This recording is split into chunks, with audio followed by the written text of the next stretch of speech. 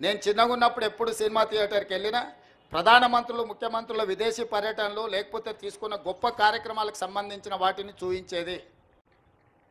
ఇప్పుడు ఆ సామాజిక బాధ్యత నుంచి సినిమా పరిశ్రమ సినిమా థియేటర్ల యజమానులు ముందుకు రావడం లేదు. వాళ్ళందరితో కూడా మీరు ఒక సమావేశాన్ని ఏర్పాటు చేసి INPR department, police department, fire safety department మీరు అందరు కలిసి థియేటర్ల యజమానులను సినీ పరిశ్రమకు సంబంధించిన ప్రముఖులను పిలిపించి ఒక ప్రోగ్రాం ఏర్పాటు చేసి వాళ్ళతో చర్చించి మన ప్రభుత్వం యొక్క ప్రతిపాదనను వాళ్ళకి వివరించి తర్వాత వాళ్ళతో నాకు ఒక సమావేశాన్ని ఏర్పాటు చేయండి. మన ప్రభుత్వం యొక్క ఆలోచనను విధానాన్ని వాళ్ళకి చెబుదాం, వాళ్ళ సహకారం తీసుకుందాం.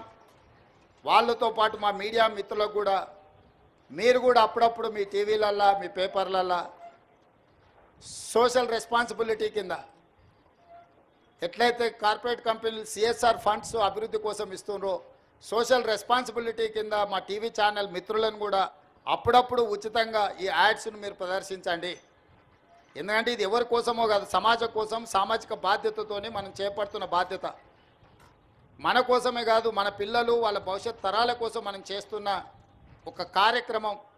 అందుకే మీడియా మిత్రులను కూడా నా విజ్ఞప్తి, మీ టీవీ ఛానళ్ళల్లో కూడా ఈ ప్రముఖ సినీ తారలు తయారు చేసి ఇచ్చే సెలబ్రిటీస్, స్పోర్ట్స్లో ఉన్న వాళ్ళు కూడా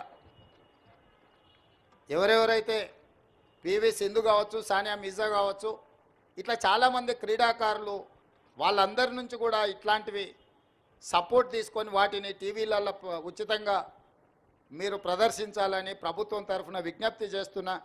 మీ అందరి సహకారం ఉండాలని. ఈ రాష్ట్రం సైబర్ క్రైమ్ కానీ డ్రగ్స్ కానీ ఈ రాష్ట్రంలో కాలు పెట్టాలంటే భయపడాలి. వెన్నులో చలి జ్వరం రావాలి. తెలంగాణ రాష్ట్రంలో కాలు పెట్టాలి అని అంటే ఇక్కడ కాలు పెడితే తిరిగి మళ్ళీ పోలేము అనే భయం వాళ్ళలో ఉండాలి. భయం కల్పించాల్సిన బాధ్యత మా పోలీసు అధికారులదే. మా వాళ్ళు ఫ్రెండ్లీ పోలీసింగ్ అని అంటుంటారు. నేను కూడా ఒప్పుకుంటా, ఫ్రెండ్లీ పోలీసింగ్ ఎవరికి? బాధితులతోని ఫ్రెండ్లీగా ఉండండి, నేరగాళ్లతోని కాదు. ఫ్రెండ్లీ పోలీసింగ్ అనేది బాధితులు బాధతో పోలీస్ స్టేషన్కు ఫిర్యాదు చేసుకోవడానికి వచ్చినప్పుడు వాళ్లకు కొంత నమ్మకం కలిగించి వాళ్ళు ఏ సమస్య మీద వచ్చిందో కూర్చోబెట్టి మాట్లాడి బాధితులతో మాత్రమే ఫ్రెండ్లీ పోలీసింగ్ ఉండాలి. ఫ్రెండ్లీ పోలీసింగ్ అనే నెపంతో నేరగాళ్లతో కూడా మనం ఫ్రెండ్లీగా ఉండడం మొదలు